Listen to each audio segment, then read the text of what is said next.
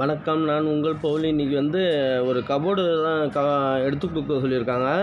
Video பிடிச்சிருந்தா மறக்காமல் உங்கள் பவுல் யூடியூப் சேனல் சப்ஸ்கிரைப் பண்ணுங்கள், லைக் பண்ணுங்கள், கமெண்ட் பண்ணுங்கள். உங்களுக்கு யூஸ்ஃபுல்லான வீடியோக்கள் நிறைய வரும். சரி, டவுட்டாக இருந்தால் நம்பர் கொடுத்துருக்கேன், கால் பண்ணி கேட்டுக்கலாம். நீங்கள் இது ஒரு வக்கீல் ஆஃபீஸ் காரைக்கால் ஏரியாவில். இது லாப்ட்டு இந்த கடப்பாக்கல் எல்லாத்தையும் உடைக்காமல் ரிமூவ் பண்ணி கொடுக்க சொல்லியிருக்காங்க. இந்த கபோர்டு இன்னொரு பாதி கபோர்டு இருக்குது. அந்த கபோர்டு எல்லாத்தையும் 4.5 செவரு இருக்கிறதுனால இதில் லைட்டாக தான் ஏற்றிருக்காங்க, பின்னாடி சுத்தமாக ஏற்றலை. அதனால எல்லாத்தையும் உடச்சி ரிமூவ் பண்ணி எடுத்தாவது. கடப்பாக்கல் தான் சேஃப்டியாக தூக்கிட்டு நம்ம நிமிர்த்து பார்த்துட்டு நல்லா ஃப்ரீயாக வருதான்னு பார்த்துட்டு அதுக்கேற்ற மாதிரி எடுத்தால் ரொம்ப நல்லது. ஏன்னா கடப்பாக்கல்லாம் லைட்டாக மிஷின் பட்டாலே உடைய ஆரம்பிச்சிடும்.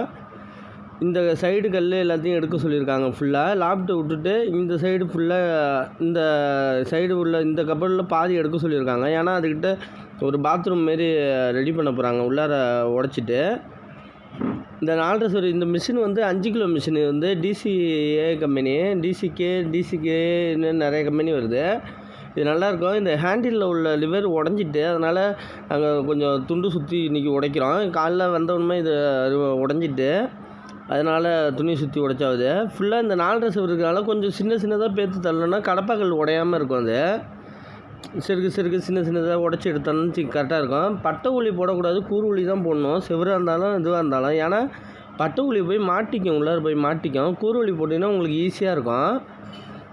இப்போ இந்த கல் எல்லாத்தையும் ரிமூவ் பண்ணிட்டு லைட்டாக உடச்சி நம்ம இது வரைக்கும் நம்ம கடப்பாக்கல்லில் கூறு பிட்டு பற்றக்கூடாது, ஏன்னா டேமேஜ் ஆகிடும். அதனால் நம்ம சிறுகு சின்னதாக எடுத்தால் ரொம்ப நல்லது. இந்த கபோர்டில் இந்த பாதி வரைக்கும் எடுக்க சொல்லியிருக்காங்க. ஃபுல்லாக இந்த கபோர்டு அப்படியே டேமேஜ் ஆகாமல் அப்படியே இருக்கட்டும்னு சொல்லியிருக்காங்க. ப்ளஸ் அந்த மூலையில் உள்ளது அப்படியே எடுக்க சொல்லியிருக்காங்க. இப்போ இது ஃபுல்லாக எடுத்து பாருங்கள். இந்த ஃபுல்லாக கடப்பாக்கல் அந்த மட்டத்துக்கு எடுத்துகிட்டு கொஞ்சம் பிசிறிருந்த பட்டோலியில் தட்டி எடுத்துக்க வேண்டியதான்.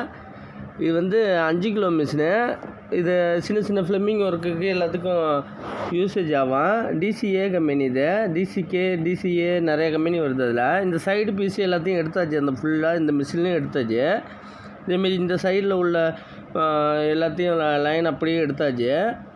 இதுக்கு தான் ரூமுக்கு பொத்து விடுறதுக்கு கொஞ்சம் கொச்சரம் ஒர்க்கு நடந்த பிறகு அந்த ஓப்பன் பண்ணி விட சொல்லுவாங்க. ஏன்னா ஆஃபீஸாக இருக்கிறதுனால அதிகமாக ஓப்பன் பண்ணாமல் இப்போ கபோர்டு மட்டும் ரிமூவ் பண்ணி தந்திருக்கோம். கபோர்டை ஆல்ட்ரேஷன் பண்ணிவிட்டு எல்லாத்தையும் வேலையை பார்த்துட்டு நம்மள்கிட்ட சொல்லுவாங்க. ஃபுல்லாக அதுக்கேற்ற மாரி நம்ம எடுத்துக்க வேண்டியதான். இந்த சைடு அப்படியே கிளியராக எடுத்தாச்சு பாருங்க, பிசுறு இல்லாமல் ஃபுல்லாக எடுத்தாச்சு. அவங்க ஏரியா சொன்ன அளவுக்கு எடுத்தாச்சு. இந்த கபோர்டில் பாதி எடுத்தாச்சு. இந்த கபோர்டில் கொஞ்சம் கடப்பாக்கல் ஏறினது எல்லாத்தையும் நம்ம கொஞ்சம் வச்சுட்டு அதுக்கேற்ற மாரி எடுத்தாச்சு. ஃபுல்லாக இதெல்லாம் டச் அப் பண்ணிப்பாங்க. ஃபுல்லாக இது அப்படியே கடப்பாக்கல் ஃபுல்லாக டேமேஜ் ஆகாமல் ஒன்று லைன் ஃபுல்லாக எடுத்தாச்சு. இந்த பிசுறு எல்லாத்தையும் எடுத்துட்டோன்னா கொத்தனார் பூசுறதுக்கு டச் அப் பண்ணுறதுக்கு கொஞ்சம் ஈஸியாக இருக்கும். எல்லாமே ஃபுல்லாக இந்த கல் எல்லாத்தையும் அள்ளி கொட்டிடுவாங்க. ஃபுல்லாக ரிமூவ் பண்ணியாச்சு. இந்த கபோர்டு மட்டும்தான் இந்த ஒர்க்குக்கு சொல்லியிருக்காங்க இந்த ஆஃபீஸில்.